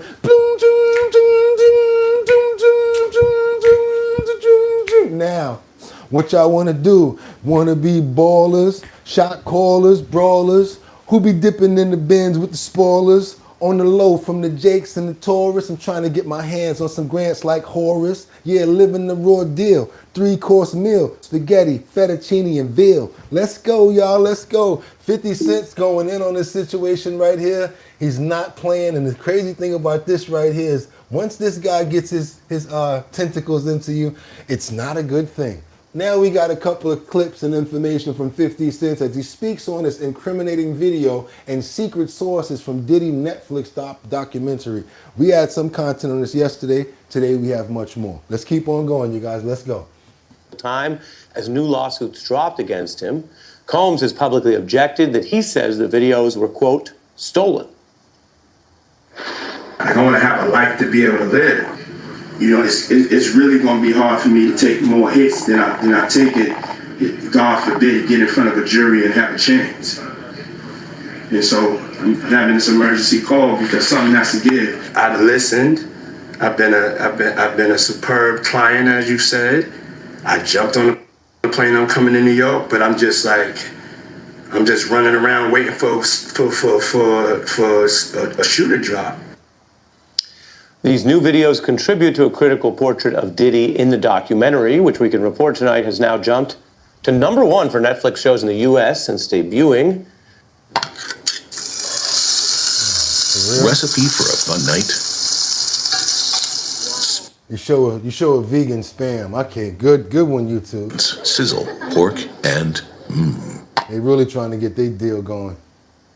This week, Sean Combs' The Reckoning tackles Diddy's entire life, including previous legal controversies, the recent trial, which saw him acquitted on the most serious charges, including RICO, but convicted for prostitution crimes that landed him in prison for about 2 more years.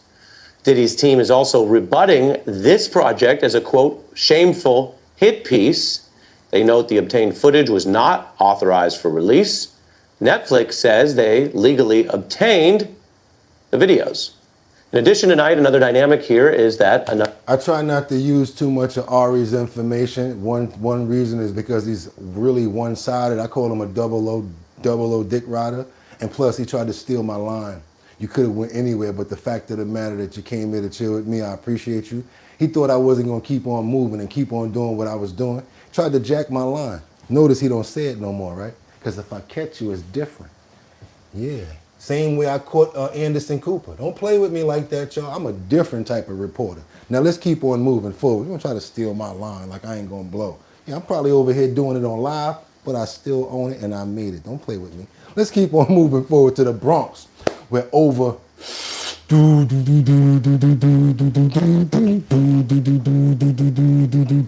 they coming in the party with the spliffers and see. That's the really place a lot of people wanna be. But you're going to hate this story if that's something that you do. Because New York, the Bronx, and Melrose, over 400 pounds of that good stuff, that cannabis, was seized in a stash house bust. I don't know how much of that's going to make it back to the police station, but they caught over 400 pounds. Let's keep on moving forward, you guys.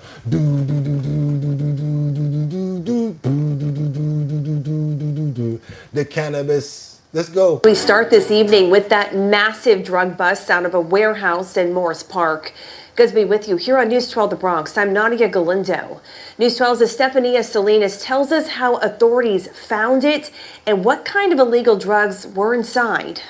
Damn. More than 400 pounds of illegal cannabis, concentrated THC items, and an illegal firearm, all discovered at this warehouse in Morris Park. Oh, get out of here. Wow. It happened last night after a joint task force made up of the New York City. She like, wow, damn, you mean to tell me I gotta go somewhere else now? They done caught the connect.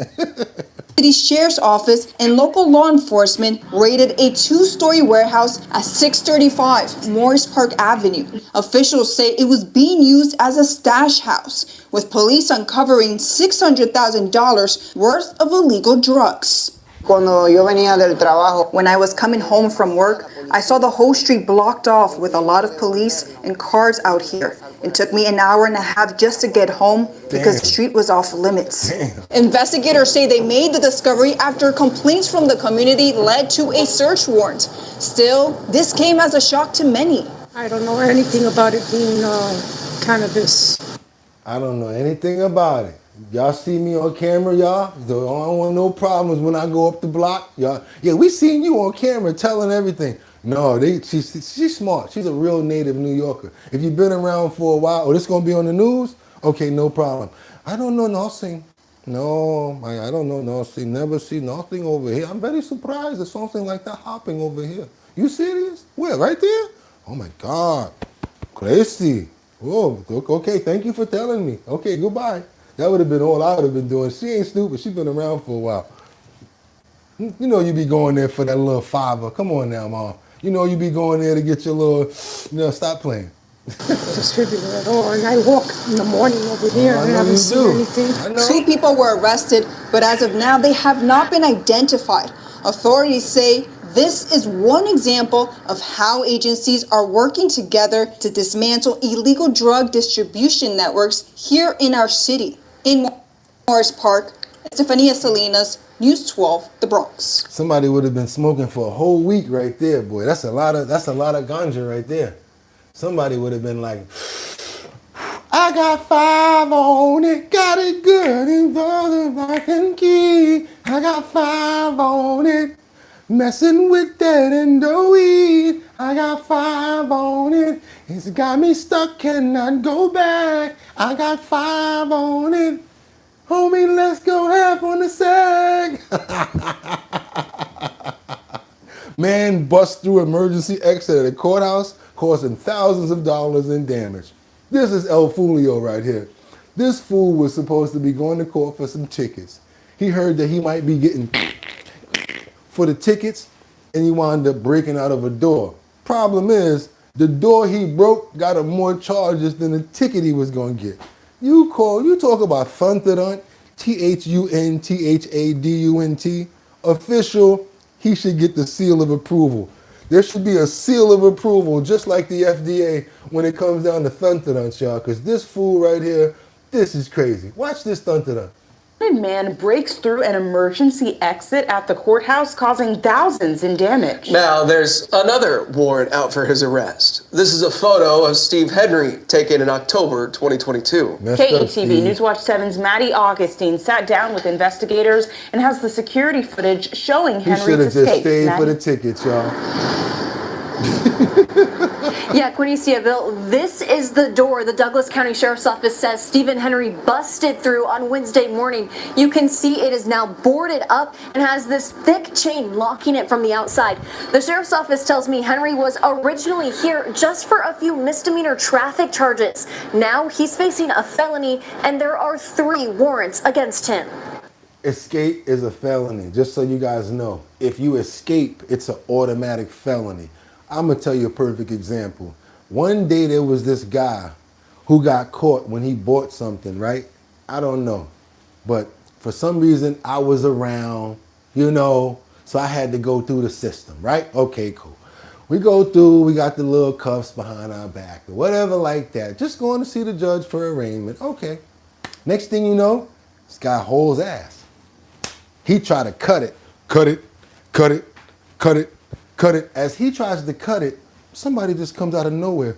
This one correctional officer sticks out his foot, just like this, under his leg. Phew. Next thing you know, I'll tumble for you.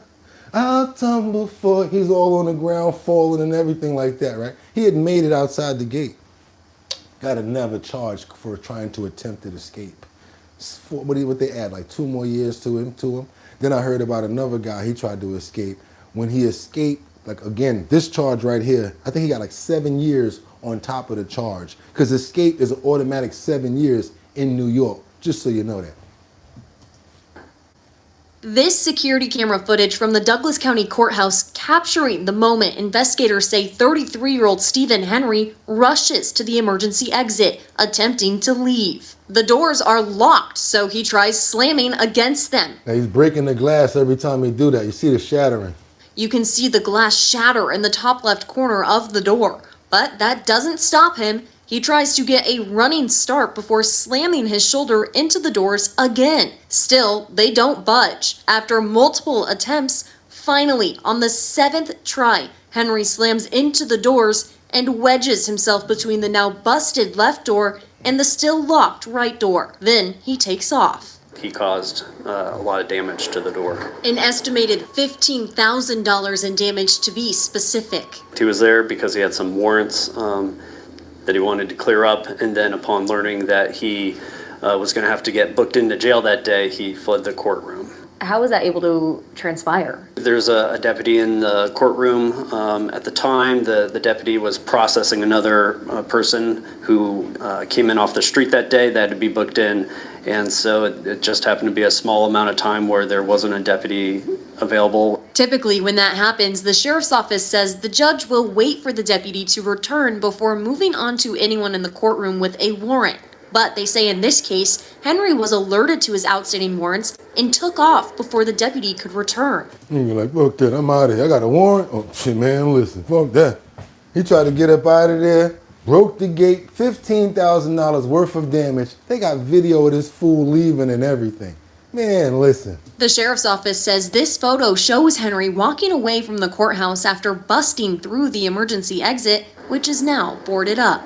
The 2 previous that he had going into court that day, the contempt warrant, and then he's wanted on the felony destruction of property. Henry is a convicted felon. The sheriff's office says past charges include things like burglary, assault, and criminal impersonation.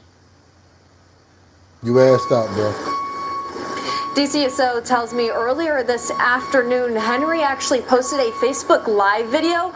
During it, they say he confessed to leaving the courtroom after the judge told him he had 2 warrants for his arrest.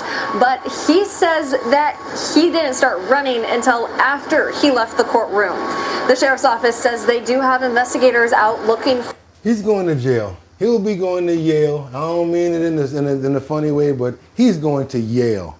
When you gonna run home and they got your address? Man, you should have just stood there and stuck it out and just dealt with it. Now you're in more trouble than you originally was. Do your boy a favor and double tap that screen. Let's get those likes up if you guys appreciating the show. Now we got to get on over to Will's wife. You guys know who I'm talking about. Jada Pinkett, one of your favorite child actors. You know you love her so much and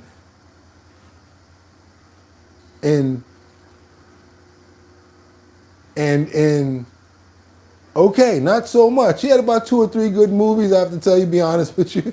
Long story short, Jada Pinkett Smith is being sued for allegedly threats. It's $3 million that they're looking for in this lawsuit. Let's keep on moving forward, you guys. That famous movie star. The reason I say this is because I think that she just overdoes it. Like when they do the red carpet, at this point, you're Will's wife. You need to just stand in the back and just be like this and just be chilling out. And stop talking about Tupac all the time. You're lucky me and you ain't dealing with each other, because I'll put you where Tupac is at. I'll take you out there. You want to be here? Sit here, ho. Kick out the truck and leave her right at the funeral home. Long story short, this one here, I'm talking about. She just swears she's the thing. She all.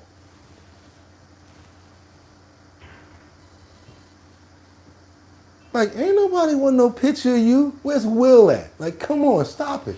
That's why you're getting in trouble now. Jada Pinkett Smith is facing a legal battle. The actress. This is the subject of a multi-million-dollar lawsuit filed by a former associate of her husband, Will Smith. In the lawsuit obtained by E! News, Bilal Salam alleges Jada orchestrated a smear campaign against him following an altercation at Will's 2021 birthday party. In the suit, which was filed in LA County on November 7th, Bilal alleges defendant Jada Pinkett Smith approached plaintiff with approximately 7 members of her entourage, claiming the actress became verbally aggressive. It continues claiming that the star threatened plaintiff by stating if he continued telling her personal business, he would end up missing or catch a bullet, and demanded he sign a non-disclosure agreement or else. Less than a year after the alleged incident, Bilal claims he was contacted following the 2022 Academy Awards, where Will infamously slapped comedian Chris Rock on stage and was asked to, quote, help with crisis management. However, he declined. After his refusal, Bilal claims a retaliatory campaign was launched against him, including threats from individuals closely associated with Will and Jada, which he says escalated after the Smiths learned he was writing a whistleblower memoir about his time working with the family. In the filing, Bilal says he began giving public interviews in order to protect himself and document events, but alleges Jada intentionally and maliciously engaged in a smear campaign through nationally broadcast interviews. In his suit, Bilal accuses Jada of intentional infliction of emotional distress in 3 separate instances and is seeking $3 million. She looks like a young boy. I don't see what anybody would see in this one. I mean, from the side, she looks like a dude. Like, come on, for real? I'm not trying to play you, but let's be real about it. I think it's just so overrated. The star, the this. Come on, you're Will's wife. Let's keep on going at this point. In special damages. He also asked that Jada issue a public retraction of the false and defamatory statements made about plaintiff, including the false accusations of a money shakedown and extortion. E! News has reached out to reps for Will and Jada for comment, but has not yet heard back. So I guess you got some threats going on. You got out there, you don't like what people are saying about you, so you step into them and threatening stuff, and people need that dough. So he's probably shooting for $3 million and thought that he was going to get a settlement. It's out there now. She probably won't even do the settlement. Let's see if they wind up in court. That'd be interesting to see her going to court with that bean head of hers looking like a young lad.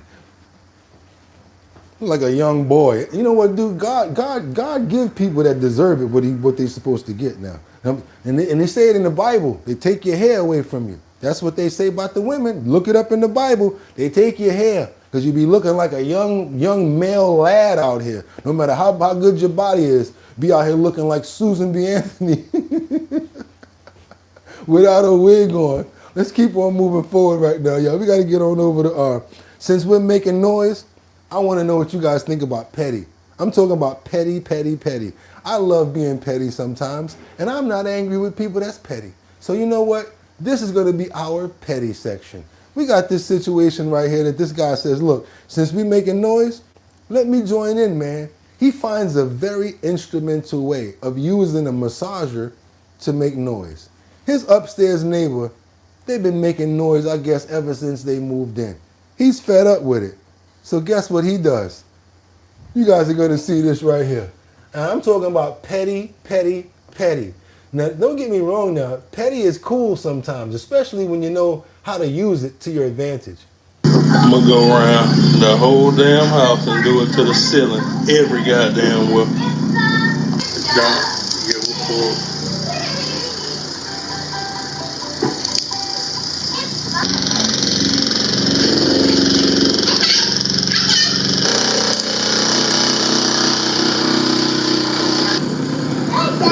So now they probably upstairs like, who the hell is drilling and doing some construction downstairs? This fool done got the massager. He put it to the ceiling. He went to every room and started doing this. That is one of the kings. He's a crowned king of petty. No bull. I'm gonna go around the whole damn house and do it to the ceiling every goddamn way.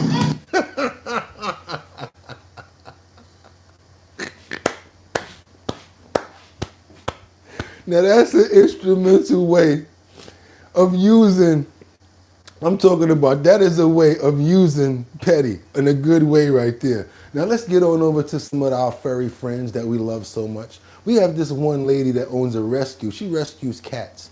They had to go hard to get these cats out of here. And guess what? She got these kittens saved, and we know we love animals over here, so check this out. These kittens were inside of a drum, and it had gas inside of it. They had to go through a lot to get these kittens out of here, but she thought she was only going to be rescuing one. Come to find out, it was much more. Oh, he's right here. Oh, there's two. There's two. Are you guys ready? We have at least one kitten down in this container, which has a solid bottom, and you can see there's really no spacing here. There's most spacing around here, but then under the tank, there's space. We are bringing the fuel truck in. David brought his supplier up, and we are going to unload this tank because it's actually against the law to move a tank with fuel in it. Bless these men. They doing all this for some kittens, y'all.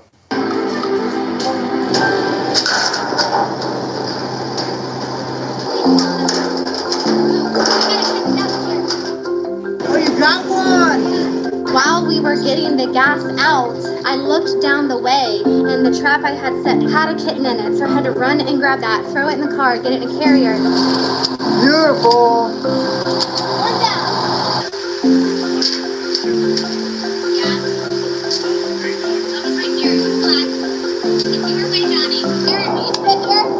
Got it. Yeah! Oh, he's right here. Oh, there's two. There's two. There's two. They're right here. Heavy and black. I got one.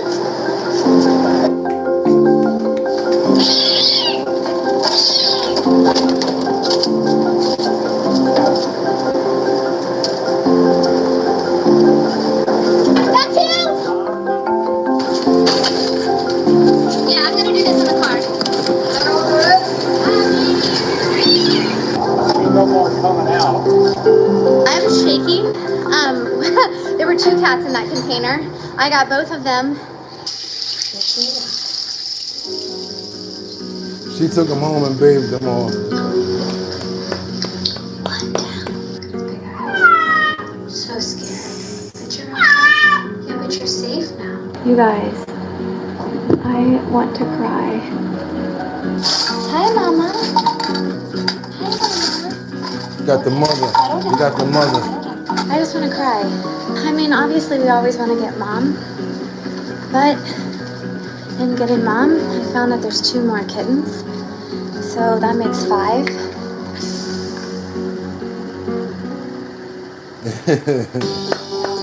Hello, baby. You're all right. Honey, are you okay? You're okay. Hi, guys. Look at the field tank killers. They all have this little cozy. 5 of them. She got 5 on it. She found 5 of them, y'all, saved and rescued 5 kittens. Hopefully they find homes. I love stories like that. Also, I love stories like this, especially when somebody can take a small amount of time out of their day to honor somebody. That's right, Rick Ross, the rapper, he makes this entrepreneur cry after supporting his brand on Rick Ross Day. I know we don't do a lot of politics especially, but a lot of rap stuff, but we have been covering a few things. Also, we got the rival up there. Why not cover a great story like this? Didn't cost anything for him to support this brother's brand. And more people should do this instead of, making it hard for people. Because sometimes all you need is a picture, a photo. And if you're really trying to get your brand out there in a major way, it only takes a little small bit of help to get somebody going. Keep on moving forward, you guys. I want you guys to see Rick Ross as he meets this a young entrepreneur for the first time. And watch how this goes down. JD, the hard work, man. The hard work paid off. Y'all see what's going on. What you see right here, nigga, is dedication. You seeing passion. You seeing how real it is. You watching young hustlers, young go-getters when they really want something and they know what they got to do. You got to sacrifice it all. Don't like it. Don't believe in you. I say it all the time. It's gonna feel better when you do it without it, baby. So, ladies, I followed him shit 3-4 days ago, and I love the message he's saying. I love what he represents. It's gonna be you against the world. That's it. And when you look up 15 years from now, on the top floor, what floor you on now? Okay then, nigga. When you get to that penthouse and you think back, you're gonna say, God is great. I ain't never sold, I ain't never quit. What I said I meant, you know what I'm saying? And that's what it's gonna be. You feel me? So let's wrote a song called Tears and Joy. Tears and Joy. And that's what it's gonna happen for you. You'll take it.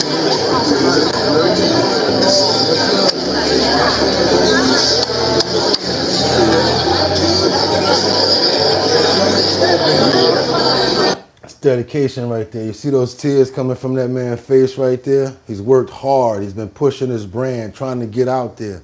I really respect people like that. So what did he do? There was a Rick Ross day where they said that you could come set up your products and set it up on a table, put your products out there, and basically he's going to come out there and everybody that's coming around to his car show, they'll be able to see your products. But it's so much helpful when he actually can go over there, pick up your product, have a couple of photos and things like that. It's the small things that really help people out.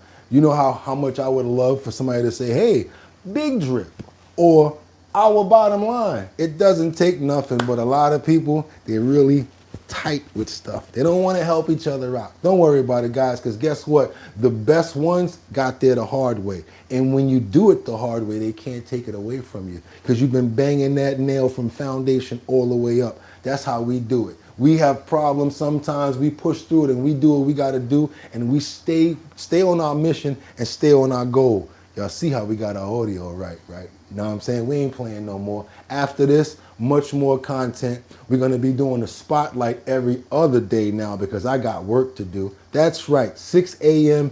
and 6 p.m. We're going to be doing that every other day as much as I can do it because I got to stack this deck and make sure this show goes the way it needs to go. But be on the lookout for more upcoming information, trending topics, current events, and much, much more. Let's do it, y'all. Y'all know what I'm about to say, right? Y'all ready? Y'all ready? If y'all trying to make some money, hit that link in the description and you can make up to $550 today. You'll make some money and I'll make some money too. That's right, you guys. Also, y'all know what I'm about to say as well. If you got a business and you're trying to get your business out there, we've got over 60,000 subscribers on our way to 70, 80, 90, then 100. You guys are trying to get your business out there. All you got to do is send over a promo to us. But your promo has to be in 1080 by 1080 size scale in order to fit in YouTube. That's what they require. It's not me. It will not fit in the post notification area if it's not 1080 by 1080. We will help you promote your business the same way we've been saying for a long time here. And we built ourselves off of that. So yes, send over your promos. Make sure you send them over to bridgethisllc@gmail.com. That's bridgethisllc@gmail.com. 1080 by 1080. 60,000 people going to be able to see your promo. Whatever you do, whatever kind of business you got going on, they're going to be able to see it. That's also, y'all know what we got going on because we about to head out to Brooklyn's in the house. Once we get to Brooklyn, what are we doing? We're doing that Big Drip presents the Show Your Talent Search. And we got it coming on soon, you guys. Looking for a new location in Brooklyn for my DJ. That's right, DJ Don Dada, formerly of Black Ink Crew, and your boy Bugatti NYC. That's right, I'm hosting the event. It's called the Show Your Talent Search. That's the event that we do in all 5 boroughs, Manhattan, Bronx, Brooklyn, Queens, and Staten Island. And now we're bringing it to the internet. So if you're in Detroit, if you're in Los Angeles, if you're in Miami, if you're in, I don't know where, but guess what? When we go live, if you want to perform over the internet, we going for that now. And guess what? We'll cash app you. We'll cash app you the money. So everybody's open to do the events now, but you got to be willing to do it on live, and you got to be able to do it that way. This way, we're not just subjecting the event to be only on in New York now. Everybody can be a part of it because also we go live. So it makes a bunch of sense in order to have some live people in other states able to do this event, this Show Your Talent search. So if you're looking to try to make some extra money, $250 in your city, state, it's not just New York anymore. We're going everywhere. So the next time we do an event and you see us going live, if you're talented, hit that link and we're going to get you guys to come pop right up on the screen and you'll be able to perform right there for everybody. All you got to do is send an email to bridgethisllc@gmail.com or go to the website, www.drinkbigdrip.com. Go to the first page, put your email address in the mailing link, and that's it. You'll get notifications and you'll know when we're doing the Show Your Talent search. Like I said, you guys, it's not just New York anymore. Anybody can be involved. And we got another show we're about to do too, where it's karaoke and friends, where we're gonna do our 6 o'clock, where it's not just me performing these songs, you guys are gonna be able to perform your favorite songs too. We're gonna turn up. We got a lot coming up with our bottom line, Show Your Talent search. Also, our spotlight events. It's gonna be real spotlight situations going on. I can't wait to get it going. We got our audio straight and I'm coming to kick some ass. It's on. We are the #1 show from 6 o'clock in the morning until we finish, and that's the reason why. It's your boy Bugatti NYC, and like I always tell you, y'all could have went anywhere. Let's get some prayers out real quick. Let's get some prayers out before we go. We got Sky in the building that we want to pray for on this Monday morning. Liberty and justice. Also, Miggity Mike. That's right. I see you, Rebecca, Lanyen Bueno, Dustin. We've also got, who's that right there? Sam Champion. I also see, who that? Batty Lynn, Miggity. Okay, you guys. Who else? Nina, DeMello, Liberty and Justice, Luigi, Miss Swanza. Also, we can't forget about Sam Champion, Kendra Walker, Dot Focus, VIP Auction Group, and where the hell is Harley? How you doing, buddy? Hope everybody's doing good. Have a fantastic and safe day. Amen. And with that being said, I can't wait till 6 o'clock tomorrow so I can stack the deck and do it again. With that being said, y'all could have went anywhere. But the fact of the matter that y'all came here to chill with me and we back on top, I appreciate you. So until tomorrow, y'all know what I'm about to say. Ha ha ha! Get 'em! Peace.